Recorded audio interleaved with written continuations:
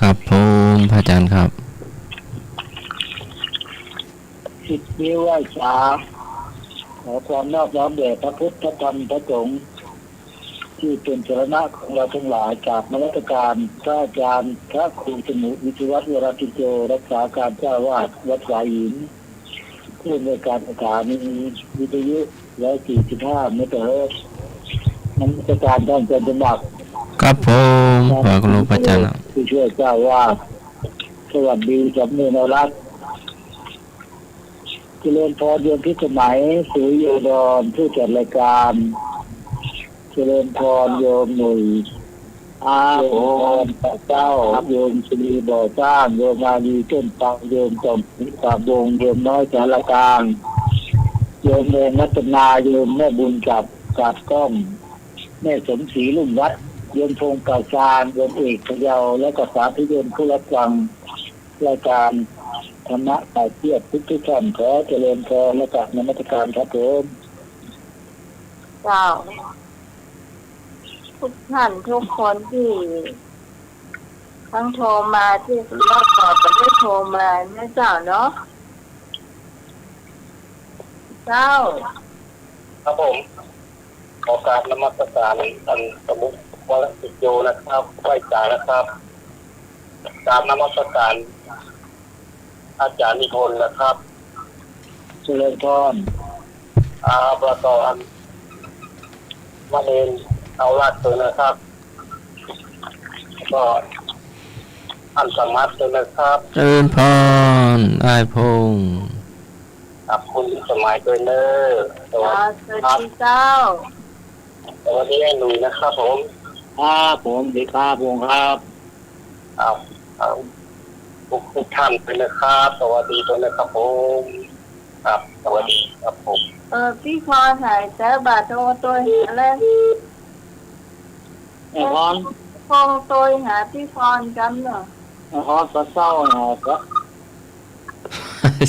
เจ้าติดต่อได้อะติดต่อมาได้ฝากไม้ไว้โชว์กับที่ทั้งวันเลยจ้าสบายดีลองได้เลยผมก็โชคผมจะเบอร์เดียวเบอร์หนึ่งเชียงจักรนะครับจ้าถ้าเราลองติดต่อแล้วจ้าผม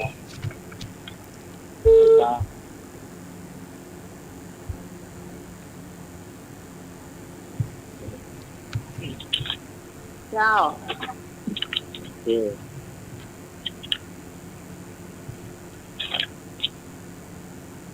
ต่อไปนี่เราจะมาถามปัญหาธรรมะนะเจ้าวันนี้เป็นวันอาทิตย์นะเจ้าว่านี่จะเป็นผู้เท่าประวัติเนาะเนี่ยของหลายของตรงนี้มาข้อผลอยากนะเจ้าให้เวลาจะสมัครสัก5 นาทีโฆษณาขั้นรายการซะก่อนอันนี้มนต์พระอาจารย์นิพนธ์ถามคำถามวิชาธรรมะเนาะครับถามได้เหรอหรือว่าประชาสัมพันธ์หรือว่าจะอะไรเห็นหน้าหมายว่าให้ถามเลยประชาสัมพันธ์งานวัดงานวาอะไรมีหรือเปล่างานวัดงานว่าก็มีงาน คณะแพทยศาสตร์มหาวิทยาลัยเชียงใหม่ขอเชิญร่วมทำบุญพิธีทำบุญขอเชิญร่วม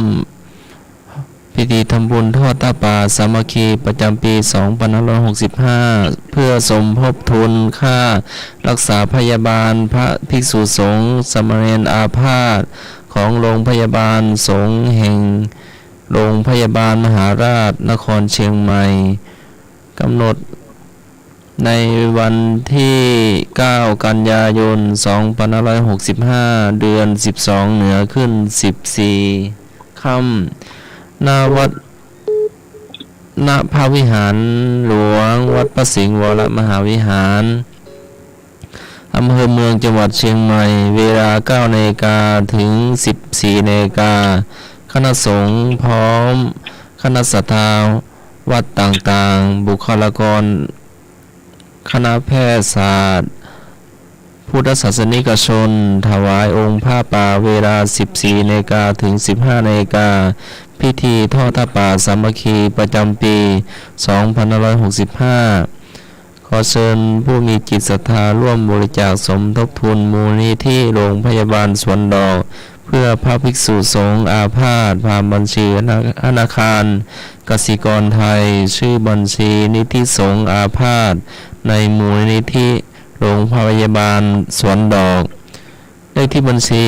021-3-1666999 ก็เพื่อพระสงฆ์อาพาธเนาะ อย่างตามวัดตามวาทุกวัดจึงจะได้ฮักอยู่แล้วเจ้า ก็ที่ประชุมคณะสงฆ์อำเภอเมือง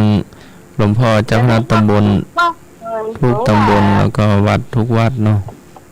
ทุกวัดเลย ทั่วทั้งจังหวัดเชียงใหม่ทุกอำเภอเนาะ หรือว่าวัดไหนเพิ่นจะเก็บกันเพิ่นจะเอาขันมาตั้งไว้แล้วก็ถึงเวลาเพิ่นก็จะรวบรวมก็ได้นักเลยนะอย่างว่าดอนตันเนี่ยที่ไปตลอดมาเนี่ยถึงเวลาเนี่ยโอ้ได้นักเนอะไม่น้อยนะ เดี๋ยวหมายใครสะดวกที่วัดไหนก็ไปที่นั่นเลยแล้วก็ยื่นความประสงค์ว่าบริจาคไปทางเพื่อสงฆ์อาพาธก็แล้วกันเนาะนี่ถือว่า คนจึงเอาไปที่วัดสวนดอกมดอะ ใช่แต่ว่าวัดประจำหมู่บ้านนี่ก็ตรงนี้แหละ หมู่บ้านของเราไปวัดไหนก็ต้องอยู่ที่นั่นน่ะ ใช่ จึง ก็ จะ ตรง มี วัด ขัน หลอกเนี่ย แต่ถึงมีเวลาเนี่ยเพิ่นจึงมีขันที่ว่าเนี่ยพระสงฆ์ก็จะเอาไปห่อมีดนะ โอเคนะยกแล้วเนาะไปถามปัญหาข้อแรกเลยปัญหาข้อที่หนึ่งวันนี้ธรรมะเนาะธรรมะบ้างอะไรบ้างสักเกละบ้างคำว่าศีลไมยคือการกำจัดกิเลสอะไรคำว่าศีลไมยคือการกำจัดกิเลสอะไรกอไก่โลภ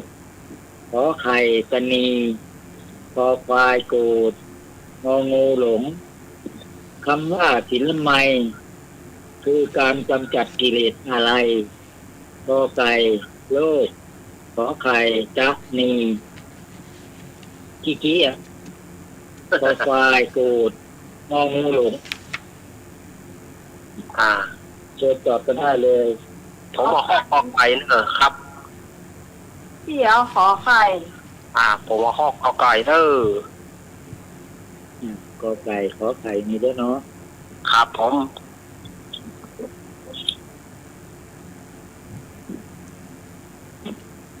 หนูเอาคอควายครับคอควายมาแล้ว กลับมาเลยเลี้ยงกลับไปเลยมา ความเห็นต่างกันเลยนะ ไปต้อยกันอย่างไปตอกต้อย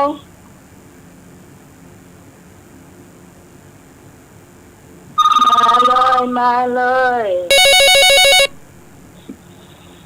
เจ้ากับน้ำมันกระจายพระอาจารย์นิพนธ์เจ้า เจริญพร ทางอาจารย์สมาร์ท เจ้า แต่พระอาจารย์เอาลับสวัสดีลุงนุ่ยสวัสดีน้องใหม่เจ้า ครับผมดีครับผมก็ลีขอตอบข้ององูเอาครับหมอ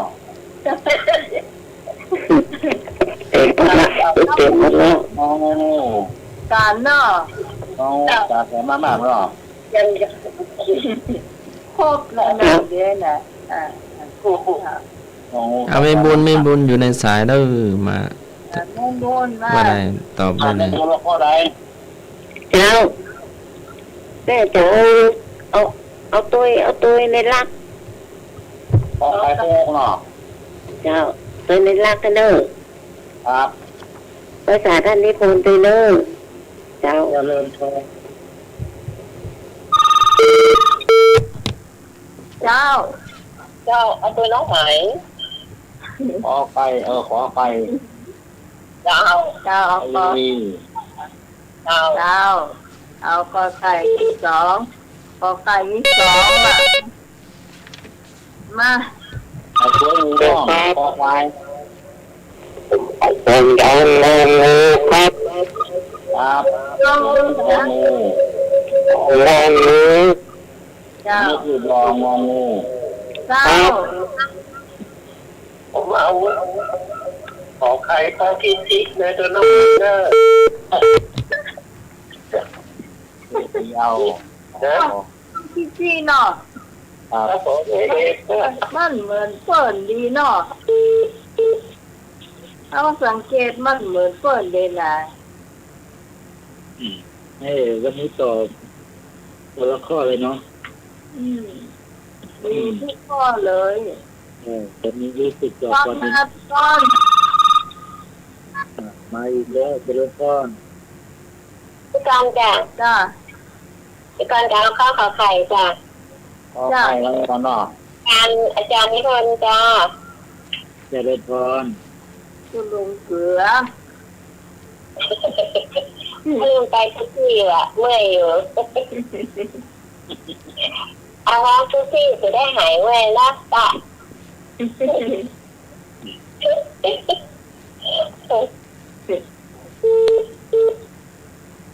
มาเท้าไถเป็นเรื่องของไปมีสามแล้วเนอะ เรื่อยๆมาเรื่อย เข้า ครับผม ไอ้พง แม่บ้านฝากมาตอบขอใครวะฟังอยู่ ๆอีกทีหน่อย เอา ไปเนาะ เมื่อแม่บ้านมาตอบห้องนะ อยู่ในนอนแล้วออกมาโอ้ครับ โอ้โอ้ชัดเจนว่าไม่ยอมมันมาตอบคนเดียวแต่ แม่บ้านขอใครพ่อบ้านงูได้หรอ ก็ฟุกเนาะแม่บ้านได้ฟงเท่ใจดี เชื่อไหม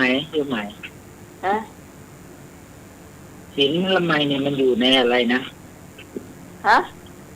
ศีลละไมเนี่ยมันอยู่ในอะไรนะบุญกิริยาวัตถุสามใช่ไหมมันมีทานละไมศีลละไมภาวนาไมเนาะแต่ถามว่าศีลละไมเนี่ย มันกำจัดกิเลสอะไร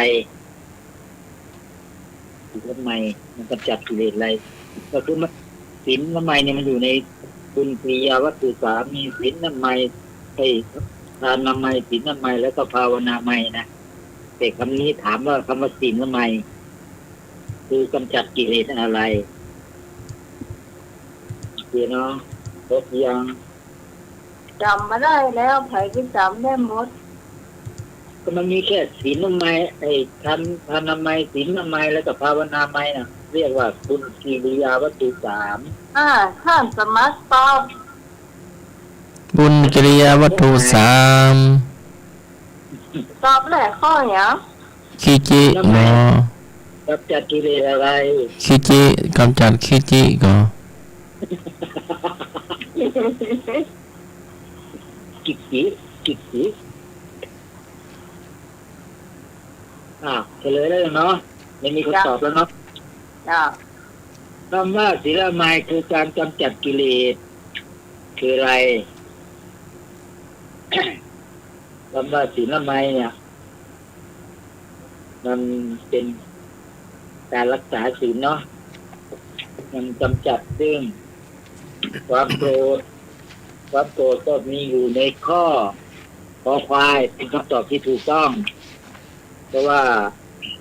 ที่ต้องบอกว่าถ้านำมาจะกำจัดความโลภและความตนีศีลไมกำจัดความโกรธภาวนาไมกำจัดความหลงฉะนั้นคนที่ตอบคอควายความโกรธเป็นคำตอบที่ถูกต้องนั่นเลยขอคะแนนภาวนาไมนี่กำจัดความหลง อันนี้เป็นหนทางแห่งการตรัสรู้อะไรพวกนี้แหละเป็นวิปัสสนาพวกนี้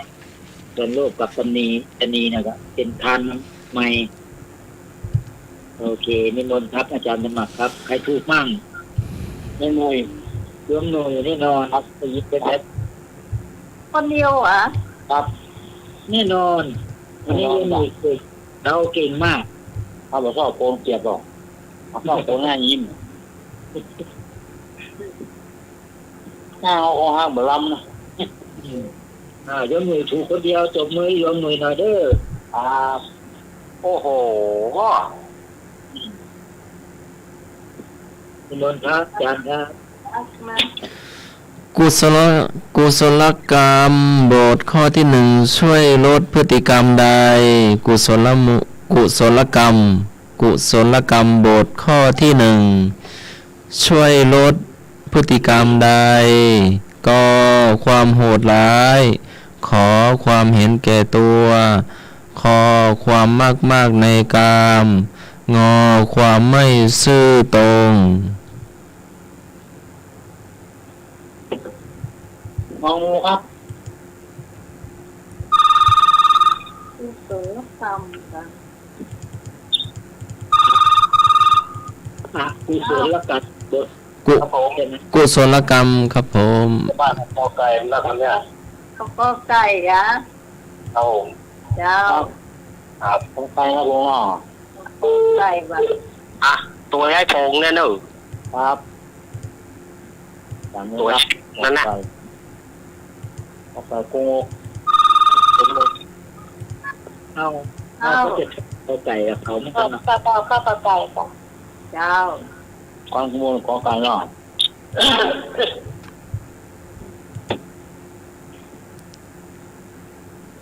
ที่ไม่มีจอจานอยู่นะว่าไม่ประมาท กุศลกรรมบทหมายถึงทางแห่งกรรมดีทางทำดีทางแห่งกรรมที่เป็นกุศล สวัสดีครับข้อไก่กงงกครับ ครับผม ข้อไก่นะครับ เจ้าอายนึก ก็ไก่อ่ะมันเรียนนะเขายังโมโหเลย ความโหดร้ายความเห็นแก่ตัวความมากในกามความไม่ซื่อตรงกอไก่กงกความโหดร้ายขอไข่ในเล้าความเห็นแก่ตัวคอควายเข้านาคนมากในกามงองูตาใสเมาความไม่ซื่อตรงกุลสัม จานไม่มี อะไรนะครับ จอจานไม่มีเลยยกมือแล้วก็ไหนเมื่อกี้ได้ยินแว๊บๆจอจานน่ะงองูครับผมงองู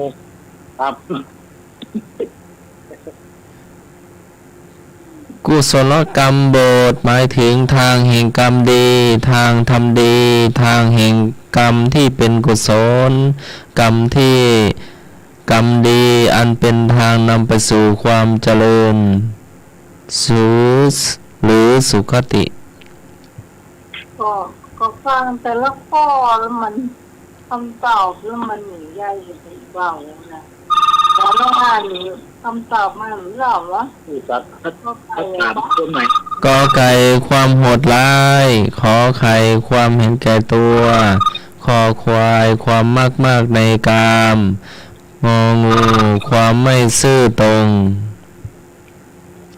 เจ้า น้องหมายเอาขอไข่ดีกว่า เจ้า เลยขอใคร เจ้า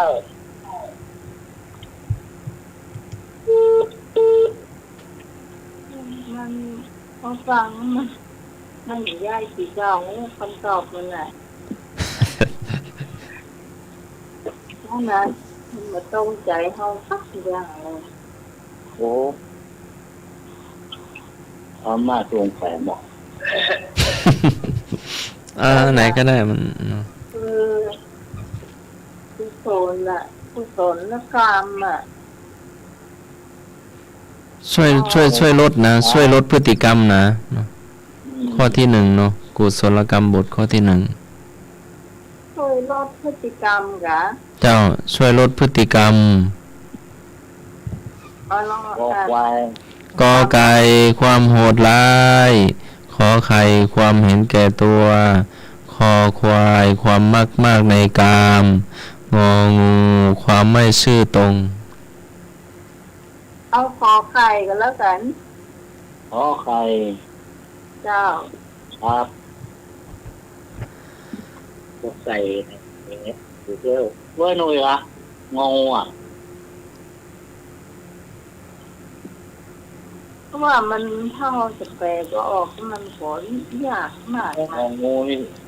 ก็ใส่ก็มีแล้วผมเลยก็มีแล้วพอควายมียังพอควายมันมีสักคนครับงงงูมีแล้วเนาะครับมาละพอควายไปจะมา เจ้า คอควาย ไม่ขาย จิตพังโมกเยียงดาวตา โอ้หนุ่มตา มาตรการท่านอาจารย์มาตรการครับ วัสการหลวงตากีด ไม่เลี้ยว หลวงตากีด ไปเสร็จแล้ว โอ้หลวงพ่อหลวงตามาเว้ยไปเว้ย มาแต่ดวงดาวว่าไปแล้ว หลวงตากีด เดี๋ยวจะพาอาจารย์ธรรมะไปถึงปั๊มโมกนะตอนนี้เนาะทำเนียรับไปอีกสักโซ่ป่ะ ครับ ไปถึงปั๊มโมกเลย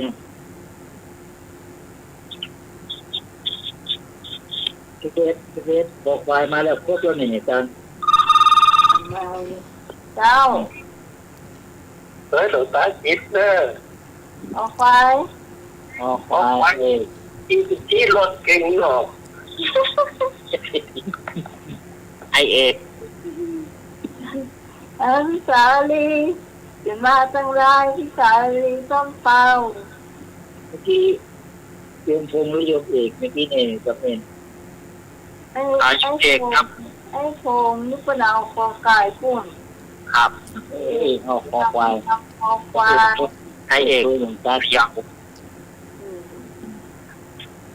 สถานีวิทยุก็ติดเลยเนาะเดี๋ยวนะ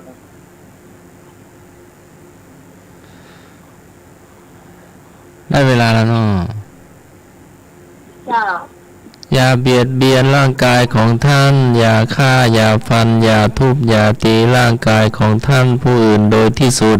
เว้นถึงสัตว์เดรัจฉานได้ก็ยิ่งเป็นการดีตรงกับภาษาบาลีที่ว่าปานาติปาตาเวรมณีความโหดร้ายกุศลธรรมบทกุศลกรรมบทข้อที่หนึ่งช่วยลดพฤติกรรมความโหดร้ายดังที่ได้กล่าวมา ข้อกอไก่ ที่ คอไก่ก็คอไก่ คอไก่ คอไก่เหรอ เจ้ากอไก่ความโหดร้าย น้ำที่ ความ ปลา สุดล้าเนี่ย เหรอความหมดแล้วทำเป็นเกาะของไข่เนี่ย ตัวใส่ดีๆเลย หน้าไม้กอไก่เนาะแต่ว่าเข้าใจว่าเป็นข้อขอไข่เนาะ เข้าใจว่าเป็นคอไข่ ข้อไข่ในขอไข่ในหังนี่ความเห็นแก่ตัว ว่าเป็นอย่างเนาะกราบนิมนต์พระอาจารย์นิพนธ์คำถามต่อไปเนาะ แต่ว่ามันเป็นความโหดร้ายแล้ว เจ้าความโหดร้าย ไข่ ความเห็นแก่ตัวความมากมันมีหลายอย่างความโหดร้ายความเห็นแก่ตัวความมากความให้คือตรง ต่อไป เดี๋ยวจะข้อ 3ดีกว่าสังขารทั้งปวงในสามัญลักษณะมีกี่ประการสังขารทั้งปวงในสามัญลักษณะมีกี่อย่างกอไก่2 อย่างขอไข่3 อย่างขอควาย4 อย่างงองู5 อย่างสังขารทั้งปวงในสามัญลักษณ์ ษณะมีกี่อย่างกอไก่2 อย่างขอไก่3 อย่างขอควาย4 อย่างงองู5 อย่างเดินตอบกันได้เลย2 3 4 5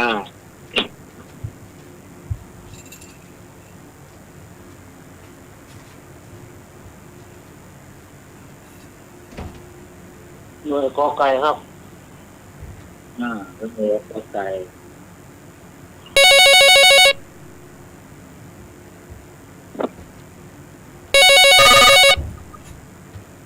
เจริญพร สวัสดีครับผมขอเตานะครับขอเตาขอควาย กอไก่ควาย ค เรา รับ ไม่มา ผมขอเตา เจ้า ครับ4 อย่าง4 จองกัน เจ้านึก เดินไปด้วยกันนะเนาะ เจ้า จ้า ขอควายกัน จ้า ครับ สามัญ ครับผมเดี๋ยวคาราบาวว่าอย่างไร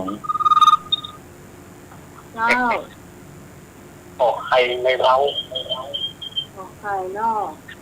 ครับผม ดูปุ่มกรอบ ตั้งมา ครับครับผมขอใครในเรา ไข่ในเตาไหนพง สามัญละ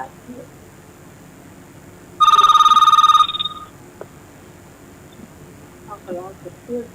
เจ้า น้องไม้ก็เรียนแบบพวกงองูเนอะ เจ้า ครับโอ้ ถ้าถูกสักคอเนาะ เจ้า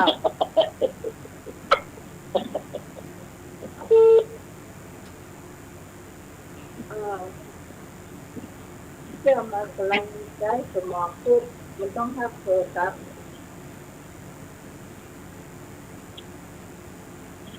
มาข้อไหน กำลังพูดอยู่ โอ้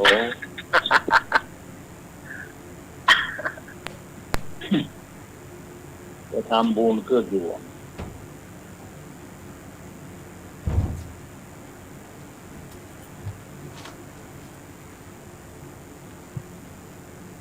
อ่านคำตอบแห่งกรรมเหรอ สังขารทั้งปวงในสามัญลักษณะ มีกี่อย่างกอไก่2 อย่างขอไก่3 อย่างคอควาย4 อย่างงองู5 อย่าง 3 อย่าง เขาถามสังขารทั้งปวงในสามัญลักษณะ ลักษณะของสังขารน่ะมีอยู่กี่อย่างง่ายๆเอาลักษณะของสังขารยังมีอยู่กี่อย่างกอไก่2ขอไข่3คอควาย4งองู5 เหรอ5 อย่าง ตอบงองู อย่างเจ้า เอ๊ะเอางงมาอย่างเนี้ยไหน ครับ เจ้า งองูอันนี้ปัญหานักธรรมชั้นปีเนี่ยทำศึกษาชั้นปี เวลาพ่อถามพ่อจะถามชื่อเจ้า งองู น้ำตา แล้ว อันสมัครตอบนอแนน นานนะ หมอ ข้อหนึ่ง ไอ้โอนใส่เอ็นดุลยบาทหลวงพ่อ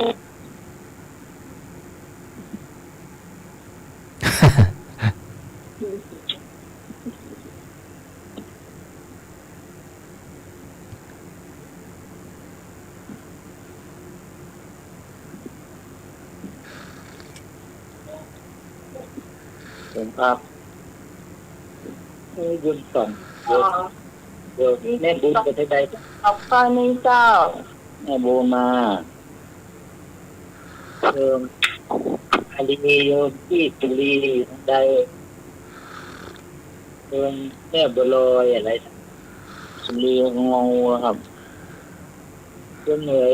เอาข้อไหนตัวไก่นะแม่บัวลอย ก็ อยโทรมาเลยค่ะน้องคุณว่าไปได้ เจ้าแม่เอาขอไข่ตัวดื้อ เนี่ยขอไข่นอก เจ้าเจ้า น้องเพียมเป็นคุณ5 อย่างก็เลยเนอะแม่บุญ ทำไมเอา5 อย่างงองู เจ้า ให้บูนเอา3 อย่างเป็นเหลือ2 อย่างนั้นนะผมเอาของ2 อย่างพอละครับเนี่ยเดี๋ยวนี้ไม่ค่อยมากๆเลยเนาะครับ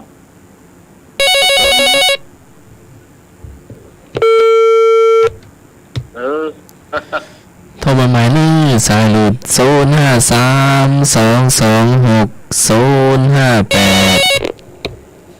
ติดแล้ว เจ้า ตามค่ะ จะเดินพร อันนี้เป็นไปเลยนะคะ แม่บัวลอย ลอยมาแล้ว เอาข้อวัดใจนะคะ บอกไว้นะครับพ่อ เจ้า ครับขอบคุณครับ นักการสมัครค่ะ เจ้าเจริญพร นักการมาจะไม่เห็นเจ้า จะเดินพร นักการมันรักนะคะ เจริญพรแม่ สวัสดีครับอันนี้ ครับผม สวัสดีน้องใหม่นะเจ้า เจ้า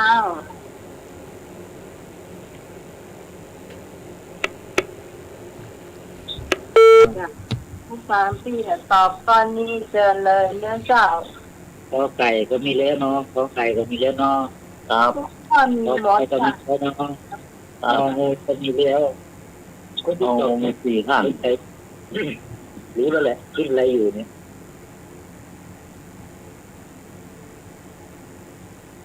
ขอควายมี3ขอไข่มี2 ไหนเน้นเน้นตอบข้อไหน ขอไก่ ครับ ขอไก่ก็ยุ่งเลยนะ ไก่ เจ้า เจ้า ขโมยต่อคอ คุณแม่เจ้าคุณแม่เจ้าคือเจ้า ก็ไม่ดีแล้วพะเนาะ แกไว้แค่นี้มันขึ้นหัวเปิดมันอันนี้เจ้า ใครล่ะ เอางองู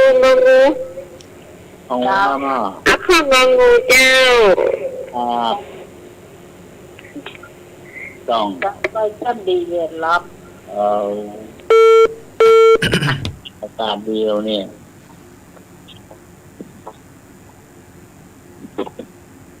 พ่อผมถึงว่าถึงมาได้เนี่ยเอาเลยฟังจะดีนะก้อมรับเรียนขนาดวิทยุ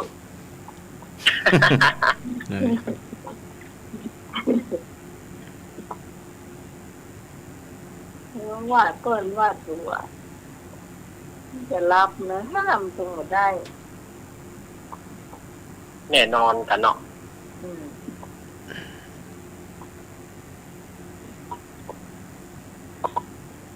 ภายนอก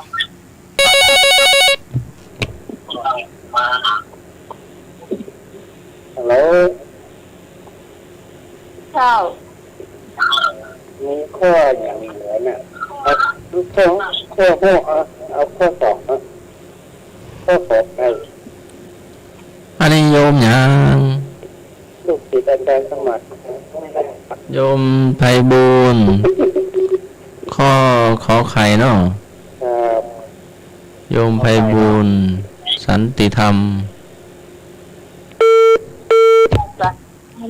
สันติธรรมมา2 ท่านแล้วเนอะ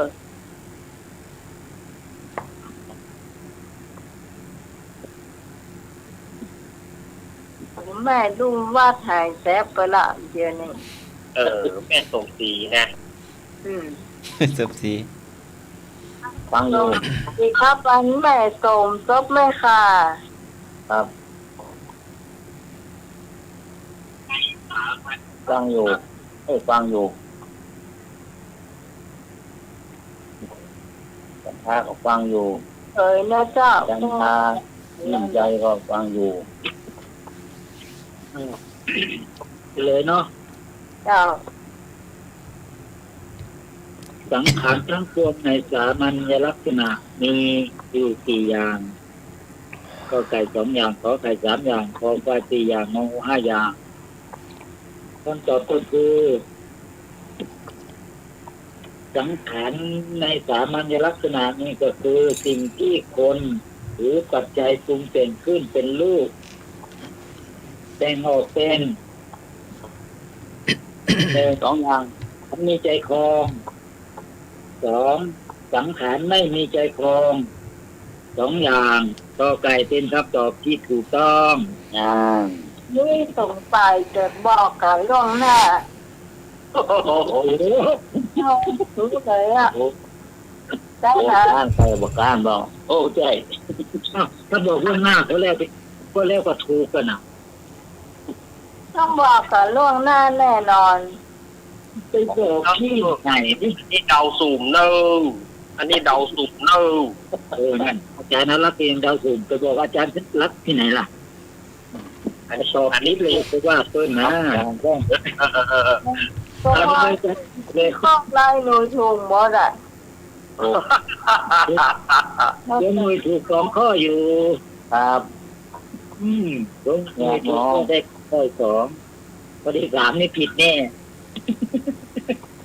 ไม่มึงเขาจะสมัคร วิสาสวดมนต์สัพพพุทธานุภาเวนะด้วยอานุภาพแห่งพระพุทธเจ้าทั้งปวงสัพพธรรมานุภาเวนะด้วยอานุภาพแห่งพระธรรมทั้งปวงสัพพสังฆานุภาเวนะด้วยอานุภาพแห่งพระสงฆ์ทั้งปวงพุทธรัตนังธรรมรัตนังสังฆรัตนังตินนังรัตนานังอานุภาเวนะด้วยอานุภาพแห่งพระรัตนตรัยทั้ง3คือพระพุทธพระธรรมพระรัตนะพระสังฆรัตนะพระพุทธรัตนะจตุราสีติสหัสสะธรรมคณานุภาเวนะด้วยอานุภาพแห่งพระธรรมขันธ์ 84,000 ปีตากาตยานุภาเวนะด้วยอานุภาพแห่งพระไตรปิฎกสินนสาวกานุภาเวนะด้วยอานุภาพแห่งพระสาวกพระสินเจ้าสัพเพเตโลคาสัพพโลกทั้งหลายของท่านสัพเพเตพยาสัพพภัยทั้งหลายของท่านสัพเพเตอันตรายาสัพพะอันตรายทั้งหลายของท่านสัพเพเตอุปัฏฐวาสัพพะอุปัฏฐวาทั้งหลายของท่านสัพเพเตหุนิมิตาสัพพะนิมิตหลายทั้งหลายของท่านสัพเพเตอวมังคาราสัพพะอวมงคลทั้งหลายของท่านวินัสสันตุจงพินาศไปอายุวัฏโกความเจริญด้วยอายุธนวัฏโกความเจริญด้วยทรัพย์สิริวัฏโกความเจริญด้วยสิริยะสาวัฏโกความเจริญด้วยยศพระวัฏโกความเจริญด้วยกำลังวันนวัฏโกความเจริญด้วยวันนะสุขวัฏโกความเจริญด้วยสุขโหตุสัพพทาจงมีแก่ท่านในการทุกเมื่อทุกขาโลภคยาเวลาทุกโรคภัยและเวรทั้งหลายโสกาสัตตุจุปัฏฐวาความโศกสัตตุและอุปัฏฐวะทั้งหลายอเนกาอันตรายปิอันทั้งอันตรายทั้งหลายจงอเนกวินัสสันตุจงวินัสสตุจะเตสะสาจงพินาศไปด้วยเดชยสิทธิ์ท่านังลาพังความชนะความสำเร็จและลาภทรัพย์ลาภโสธิภคยังสุขังพลังความสวัสดีและความมีโชคสุขกำลังสิริอายุวันนะวัจจะสิริอายุและวันนะโภคังวุตีจะยาสาวาโภคะและความเจริญความมียศยาสวัสสาจะอายุจะความมีอายุยืน100 ปีชีวสิทธิภวันตุเตและความสำเร็จในความเป็นอยู่จงมีแก่ท่านถามว่าเป็นบทสวดมนต์อะไรก็มงคลจักรวาลน้อยขอบทมงคลจักรวาลน้อยย่อ สา ารย์มาชื่อเอาไว้เนอะอันผู้ให้ชื่อพี่ลงกลาง ถามว่าเป็นบทสวดมนต์อะไร ก็มงคลจักรวาลน้อย ขอไข่มงคลจักรวาลน้อยย่อ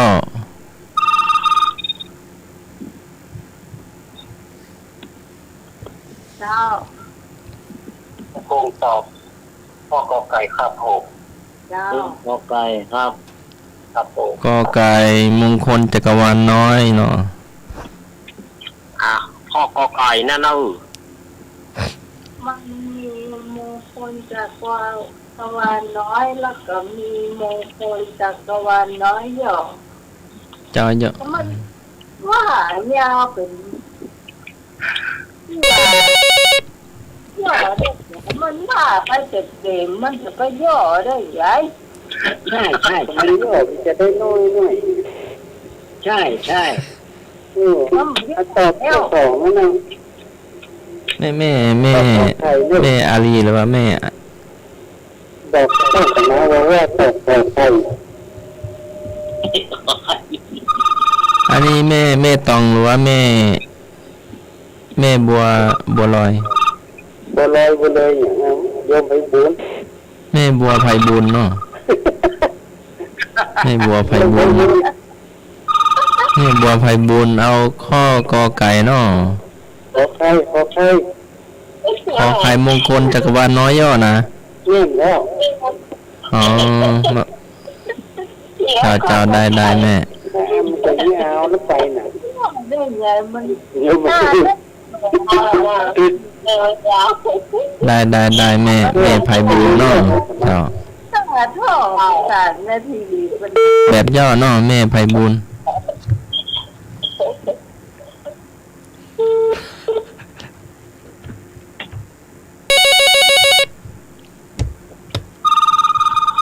เอาเนี่ย เอาสายหน้าไม้ก่อนเนาะ เจ้าไปเลยเจ้า เจ้าสายห้องส่งเนาะ เจ้า เจริญพร ไม่เป็นไรข้อควายเหมือนเดิม มันมีสองข้อนะแม่มี มันมีแต่ข้อหลัง กอไก่กับขอไข่แม่ มงคลจักรวาลน้อยกับมง เอา ค ตัว ล ไปเด้อนี่ กอไก่เนาะ ใช่ แม่บัวลอย บัวลอยขอไก่ กอไก่เจ้า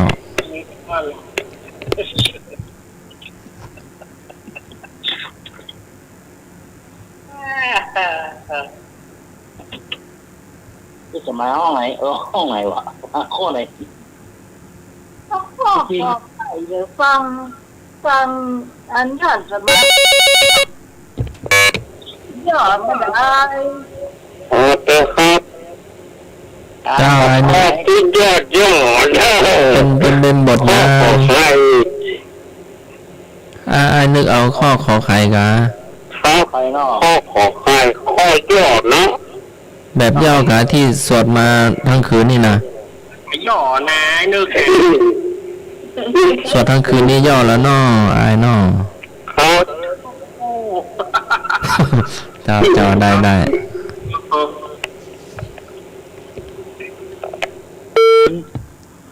จำนีนะรัก ครับ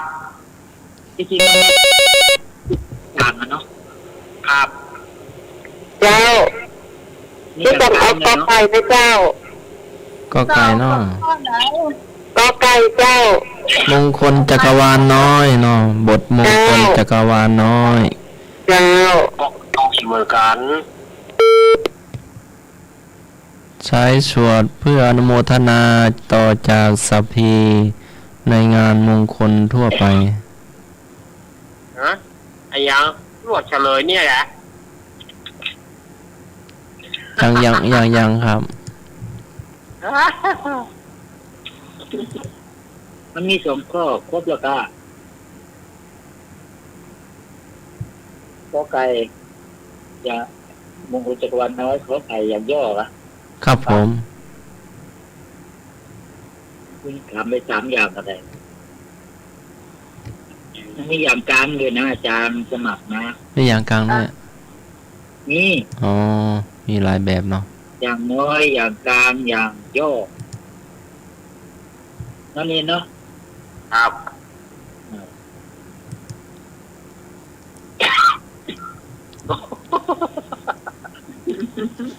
แต่นี่ก็ห้องก็ได้ละ ทิชชู่อาจารย์ธรรมะ เข้าเข้า บางครูบาอาจารย์ก็บอกว่าสวดมนต์สวดในงานใหญ่มันก็เหมือนธรรมจักรอะตัวเต็มสวดเนี่ยก็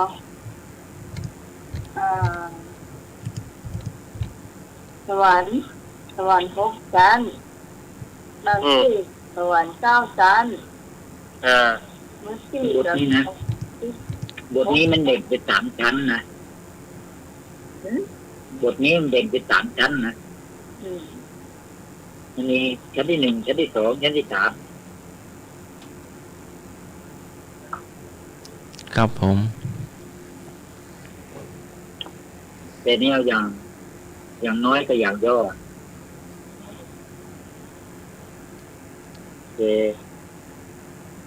ถ้าเป็นอยู่ที่วัดเนี่ยถ้าไปบิณฑบาตด้วยเนี่ยจะ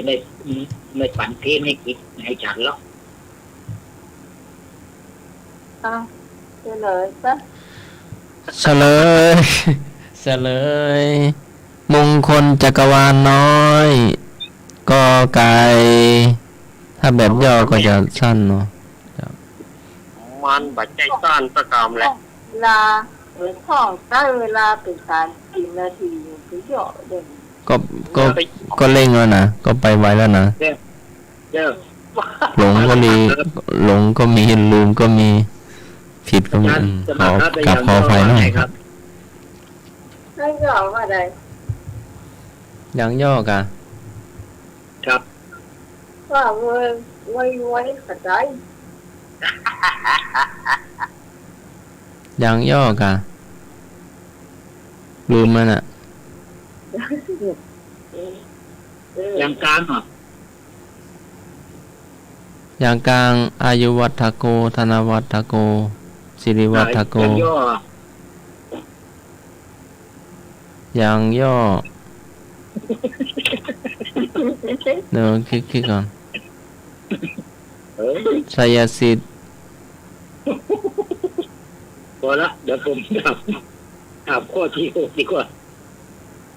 ไม่ถามเองแล้วละ ถามสุดท้ายมา ก็เดี๋ยว10 นาทีถามสุดท้ายเขาตั้งคำถามไว้กัน5 ข้อของถามข้อที่6 50ล้านเนี่ย ถามว่าอคติหมายถึงความลำเอียงบ่เป็นกลางอยากทราบว่าคำว่าโมหคติในอคติสีนั้นคือข้อไหนข้อไก่ละไข่ขอไข่โง่เขาข้อควายไม่ชอบงองูกลัวอคติหมายถึงความลำเอียงไม่เป็นกลางอยากทราบคำว่าโมหคติในอคติสีนั้นอยู่ในข้อไหนก็ไก่รักใคร่ขอไข่งูเขาคอควายไม่ชอบงองูกลัวเดินตอบไปเลยรักใคร่งูเขาไม่ชอบแล้วก็กลัวคำว่าโมหคตินะ โมหะ โมหคติ ในอคติสีคือข้อไหนรักใคร่งูเขาไม่ชอบงองูกลัว ให้พระองค์ตอบข้อควายครับผม ขอควายเนาะครับตัวซาลาเมาแดง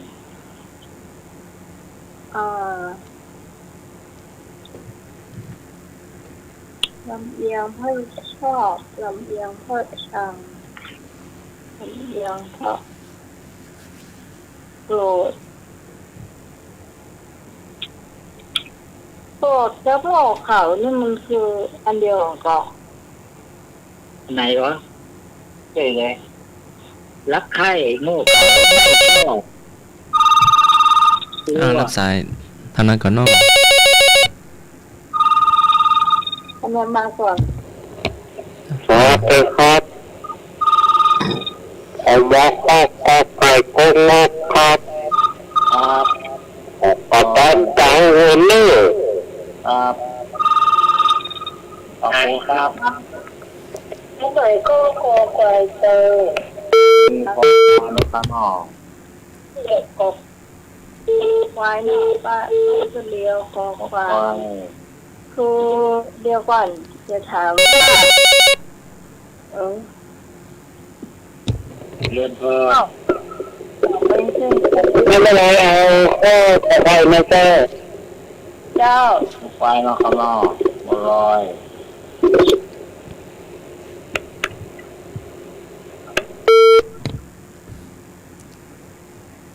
มองหาคติเนี่ยมันคือความ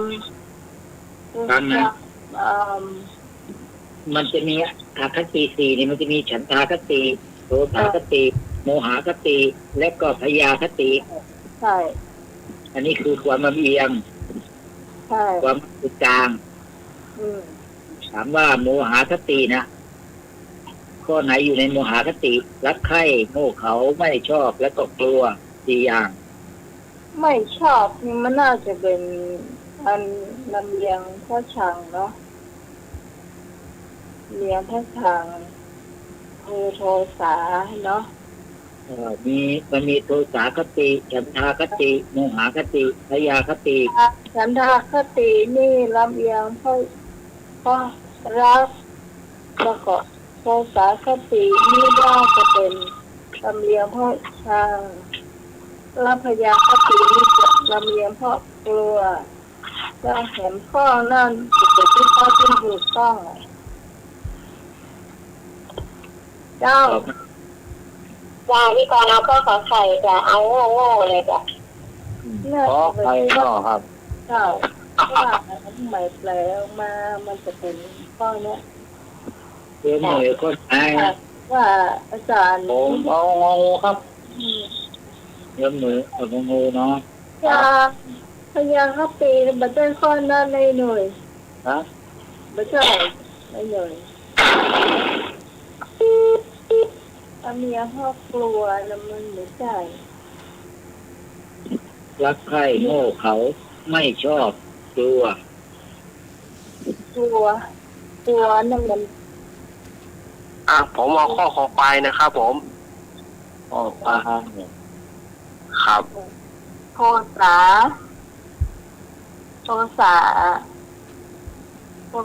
ลำเลียงพ่อชังอ่ะ ออกไปเนาะนี่ไม่ได้ถามโทสาถามโมหะ โมหะก็ต้องเป็นขอไข่แน่นอน อะไรเนี่ย ขอไข่เจ้า ขอใครเนาะ เจ้าถ้าแปลคืออาจารย์นิพนธ์ไม่ได้แปลตรงตัวอันนี้ซับหาหลอกหน่อยหนึ่ง ถามว่าโมหะคติเนี่ยมันตรงกับข้อไหนรักใคร่โง่เขา เพราะว่าเจ้าที่น้องเรียนเนี่ยมันคือลำเลียงพ่อชอบลำเลียงพ่อชังลำเลียงพ่อหลงลำเลียงพ่อกลัว ก็เอาข้อไหนก็ว่ามันนี่ ขอไข่ ขอใครจมหน่วยงองูเนาะครับแต่มันนี่เนาะขอควายเนาะขอควายหลายคนนะครับ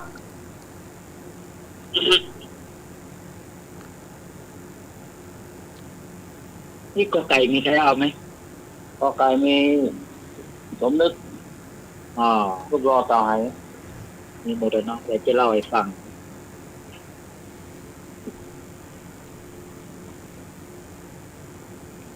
อย่างโยมใหม่ว่าเราเป็นนี้อคติสี่นะฉันทาโทสาโมหะ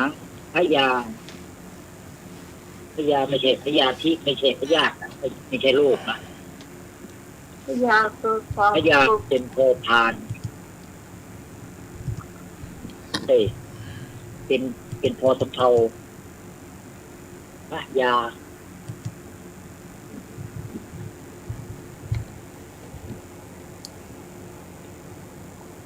สัพพยาวินาศายะปริตังปรุสมังครังสัพพยาสิ่งที่น่ากลัวทั้งหลาย ถ้าเฉลยเจ้าในเวลา สุดนะ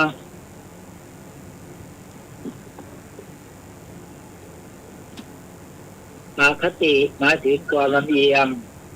ไม่เป็นกลางอยากทราบว่าโมหคติ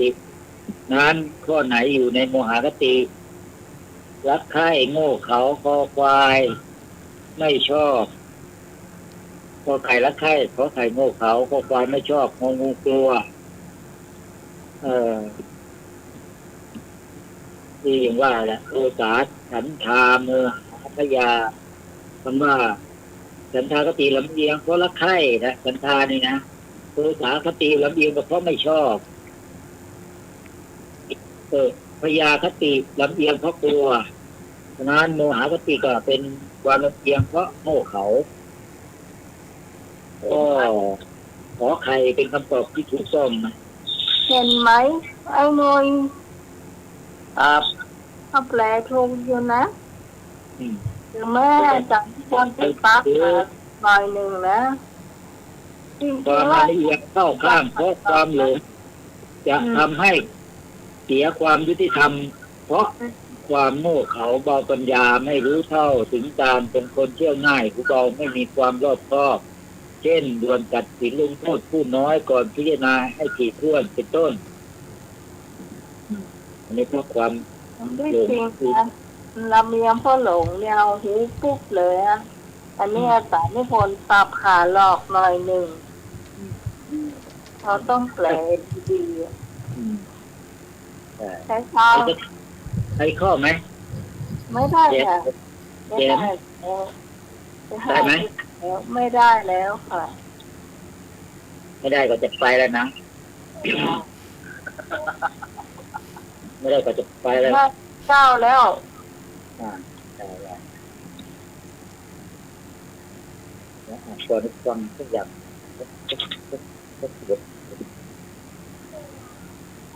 ห้าทุ่มแล้ว ลำพังตนช่วยเหลือตนพ้นไม่ได้ ต้องอาศัยเพื่อนมนุษย์ฉุดให้หนอ มีน้ำใจใส่เข้ามาอย่ารีรอ ประสานต่อประสานมือหรือสัจจาก็ช่วยแม่ช่วยลูกผูกความรัก จึงประจับปัดสายใยให้แน่นหนา เพื่อนช่วยเพื่อนเมื่อทุกข์ยากลำบากมา เพราะโลกาหาใช่อยู่แต่ผู้เดียวขอกราบนมัสการครูบาอาจารย์สามเณรและก็สาธุชนธรรมะคลายเครียดทุกท่านตลอดถึงผู้จัดรายการธรรมะคลายเครียดแล้วก็ญาติโยมทุกท่านขอเจริญพรอายุวันโนสุขังพลังกราบนมัสการครับผม ครับผมการนมัสการพระอาจารย์นิพนธ์ครับผม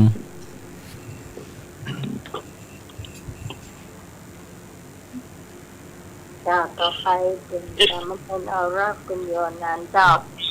มาเล่านิทานเจ้า มาแล้วเนอสถาญาติโยมช่วงของการเล่านิทาน มาถึงแล้ว5 ทุ่มจ้าพอดีแต่คืนนี้เลยไปหน่อยหนึ่งแต่วันนี้บ่เลยวันนี้จับเบ๊ะ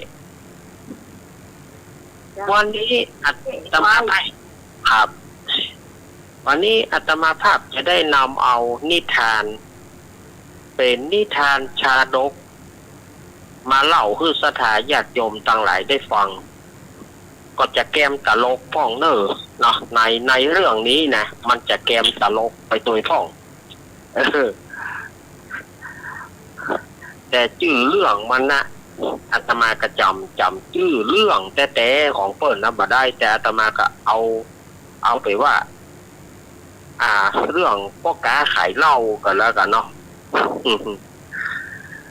อาตมาจะเอาเป็นเรื่องไปกำเมืองดีกว่าพ่อกาขายเหล้าอีดีกว่าในสมัยที่องค์สมเด็จพระสัมมาสัมพุทธเจ้าของเราเปิ้นยังทรงพระชนชีพตอนนั้นเปิ้นประทับอยู่ที่พระวิหารเชตวัน ก็มีพ่อกาเหล้าคนหนึ่งพ่อกาเหล้าคนนี้ก็ได้ไปกราบทูลพระพุทธเจ้าก็ขนาดเปิ้นเป็นพระเป็นเจ้าเนาะอย่าเอาเรื่องเล่าไปเล่าทุกประโยคแกจะเอาไปเล่าทุกเปิ้นย่างเนาะพ่อกาเหล้าคนนี้ก็เข้าไปหาองค์พระพุทธเจ้าแล้วก็กราบทูลว่าพันเตปะกวาข้าแต่องค์สมเด็จพระสัมมาสัมพุทธเจ้าป่าเดียวนี้หม่อมฉันชิบหายแล้วพระพุทธเจ้าค่ะ องค์พระพุทธเจ้าประกาศถามว่าเธอชิบหายเรื่องใดกะก็ปะชิบหายจะได้มันเป็นเพราะว่าหม่อมฉันเนี่ยใจคนบ่เป็นคนมันเป็นจะได้ว่าใจคนบ่เป็นคนม่อมฉันใจคนใจซึ่งสุมาเนอญาติโยมเนอซึ่งเป็นคนบาเต็มบาทเท่าไร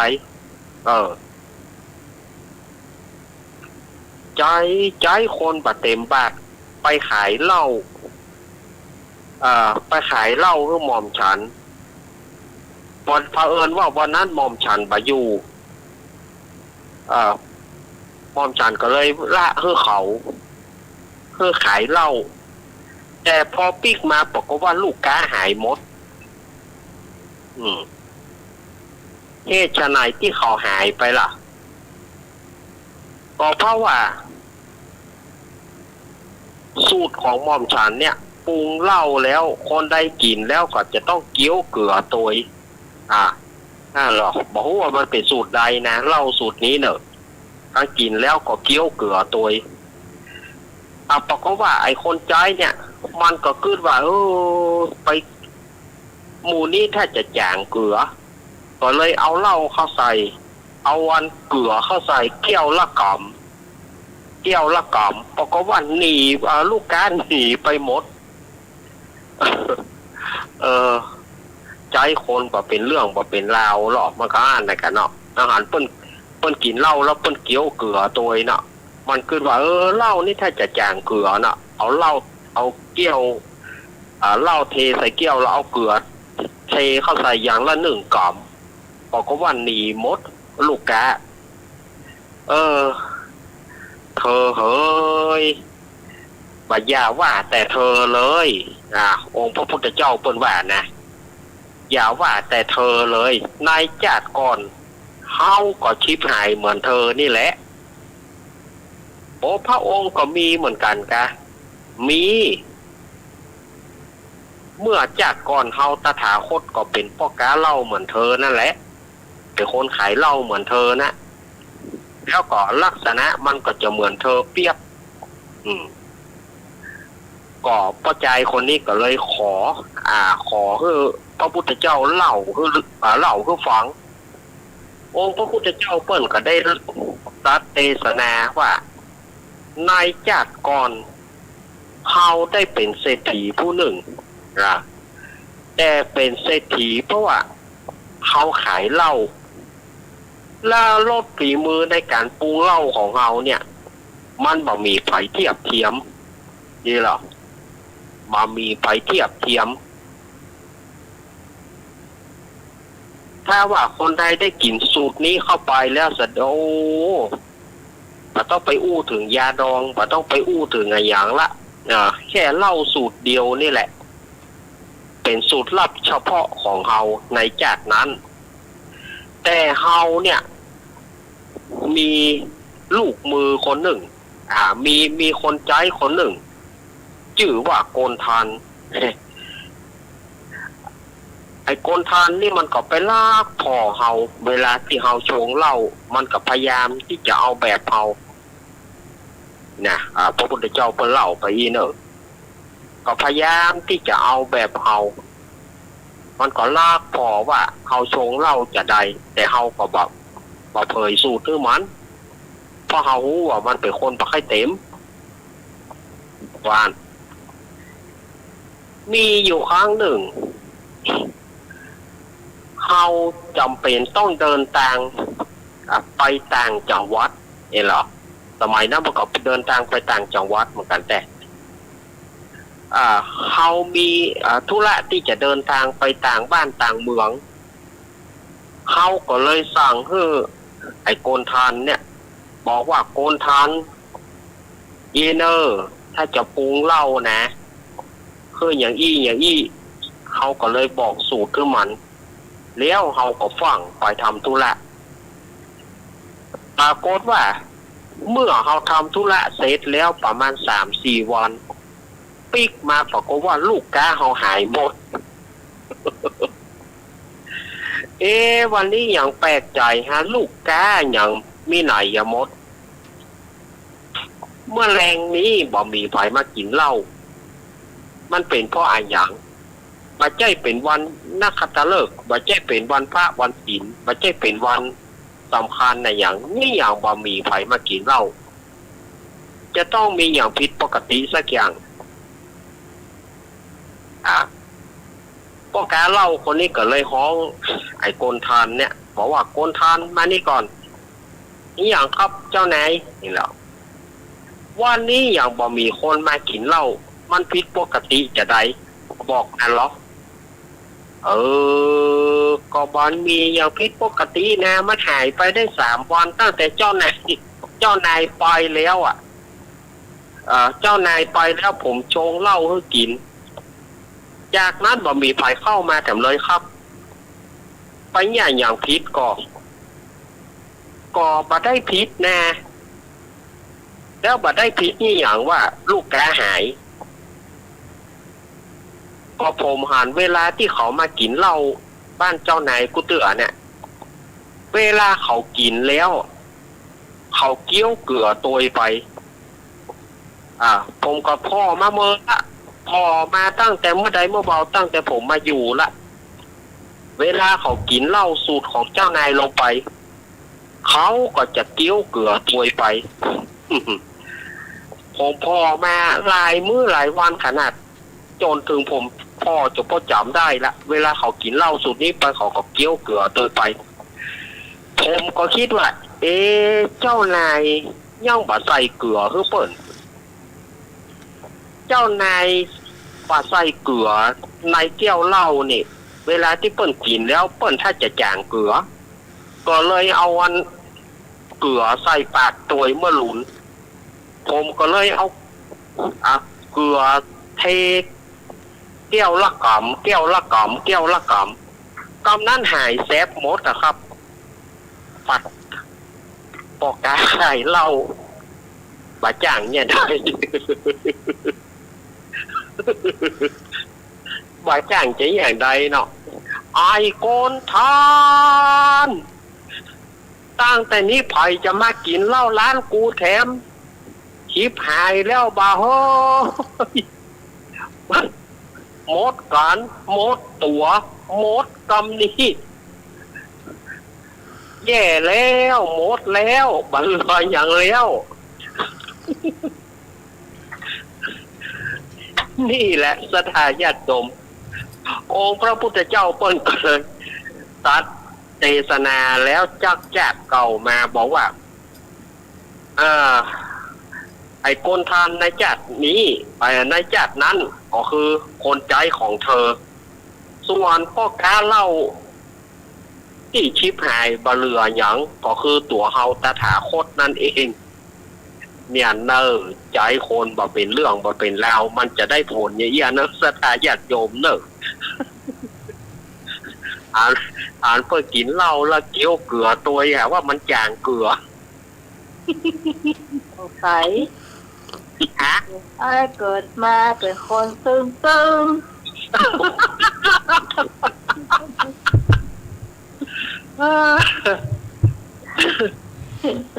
บะเรืออย่างสักอย่างจะย้ายเลยครับ ตึงอ่ะ ครับ ฟังก็เย็นนี่นะ สลอซอซึงเส้นมันตึงกา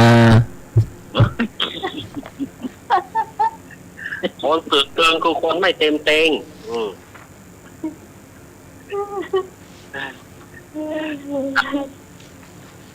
ฟังแล้วค่ะอันเรื่องนี้ฟังแล้วใครเครียดเนอะสถานญาติโยมฟังแล้วเบาสมองเนอะขนาดอาตมาเล่าเขายังเป็นที่ไข้หัวน่ะ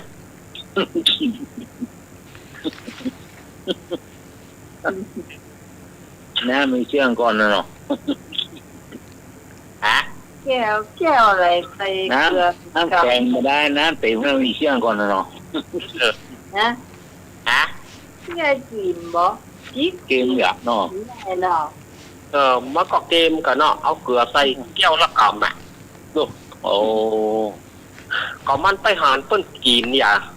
แล้วเล่าสูตรนั้นเมาบอกว่าเปิ้นเนี่ยจะได้พอเขาเปิ้นกินแล้วมันก็เกี่ยวเกลือตัวเข้าไปอ่ะ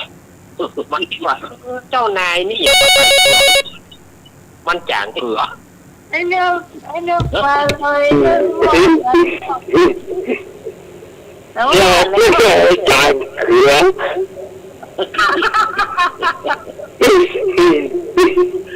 เอาจางเกลือไอ้ เอ็กซ์หัวปะไต โอ้ใครหัวมาได้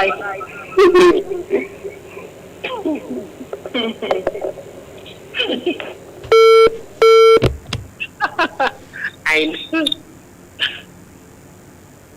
ไอ้นึกบ่เจอตาอันนี้เขาลักใส่ยัน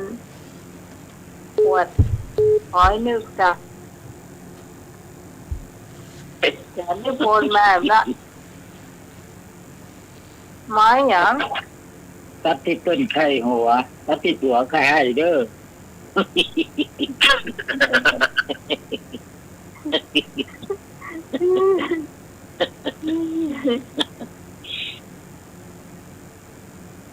ใจใจคมถูกปีเนาะ ใจคนนี่อ่ะเออเปิ้นจ้างทำหน้าที่ว่าใจบนวันไปห้องโคนคลานตีเอเซรับเด้อโอ้ โอ้มันจะได้หอสักหน่อยห้องรู้รับก็รับไปเลย ปิดไฟแน่นอนหรอเนาะปิดไฟของมาตัวแบบมันมีละปล่อยมันนุยพี่สมัยอู้นะให้แซฟอีก แต่ว่าก็ว่ามันได้ที่จะรับละไอ้หน่วยเหมือนกันนะ เท่า รับ เข้าหายแซฟเข้าหมูเสียงไปหายในหมู รับละกาอีกอ่ะ ครับมึงจะว่าอาณากัน แล้ว มึงจะว่าอาณาว่าอันกี้น้องอู้อย่างพ่อวะหรอ มันจำมาได้ถ้าอย่างอันนี้สมองมันสั่งงานละ กี้น้องอู้อย่างพ่อหรอ ถ้าแต่เราไม่ได้อู้สักอย่างอะก็คือเราขัวเราอู้ผิดไปยิ่งได้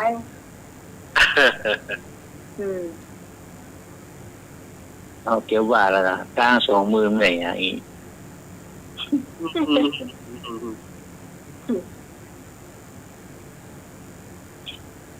โอ้หมดแล้วอันนี้ดะอันนี้ก็ไม่ถึงหรอกแต่ว่าไปบางอย่างของนี่มาบางอย่างละ เดี๋ยวถ้าวันอังคารเราเชียร์ไปเล่าที่ของเนนดูกันว่ามันจะใช้เวลาสักประมาณเท่าใดเสร็จตามเวลาพอกัน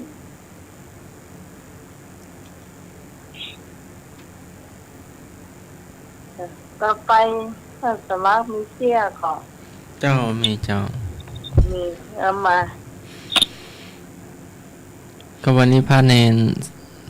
ทธาชาวบ้านไม่หลวงเนาะ อืม ก็ว่าจะเอามะนาวมาทำน้ำปะนะลืมเอามะนาวมา ตอนเช้าก็พากันปลูกดอกเนาะช่วงบ่ายก็แล้วก็ถวายเพล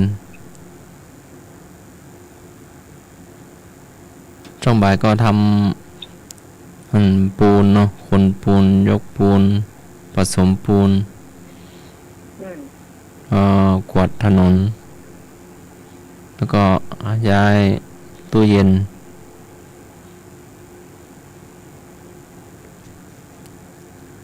ที่ไหน ที่ศาลาศรัทธาชาวบ้านศาลาติดกับวัดเนี่ยนะเนาะศาลาอเนกประสงค์ศาลาติดกับโรงครัวนะเนาะเราก็ช่วยกันนี่สามัคคีกันเนาะถวายโยมถวายมะนาวมาลืม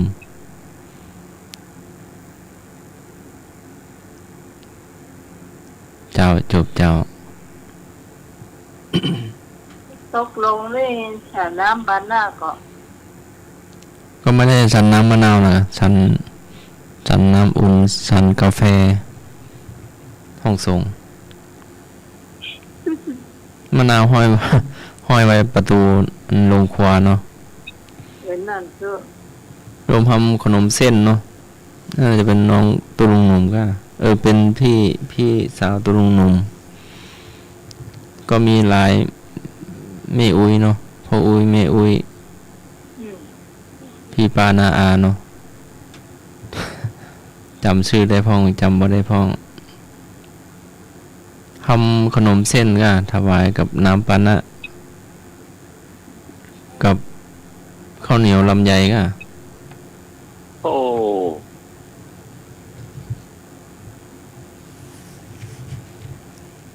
โอ้นี่นะ พ่อ อยากกิน ใครอยากกันอ่ะ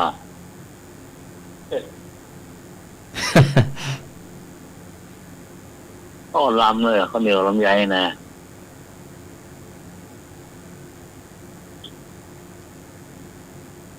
มาลุงจะมา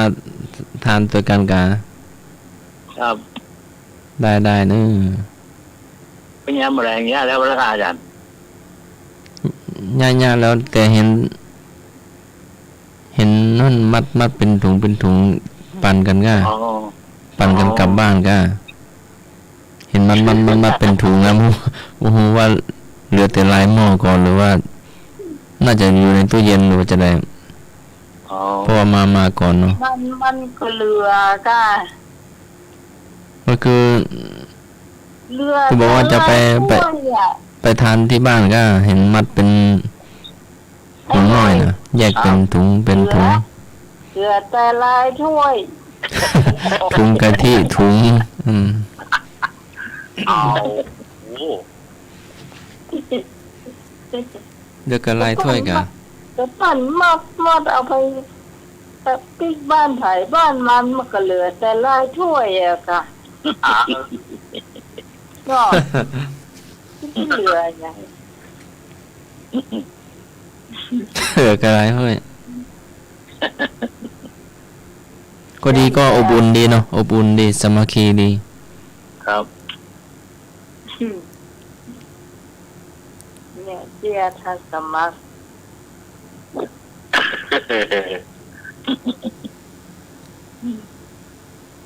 น้ำปานะ ก็ศรัทธาไหนก็มาทำบุญได้เนาะก็มีลูก อ๋อ แม่ ไม่หลวงเพิ่งมาแปลงเนี่ยครับ แปลงอันทำที่ตั้งตู้เย็นใหม่ก็ อ๋อ ทำฐานทำฐานทำเนี่ยผสมปูนผสมเอาดินทรายมาเอาปูนมา ครับ ช่วยกันสาบพ่ออุ้ยพี่ปานาอาเนาะ ครับน้องสามัคคี จำชื่อได้พ้องจำบ่ได้พ้อง สามัคคีกัน ก็ดีก็อบอุ่นดีเนาะ เนี่ย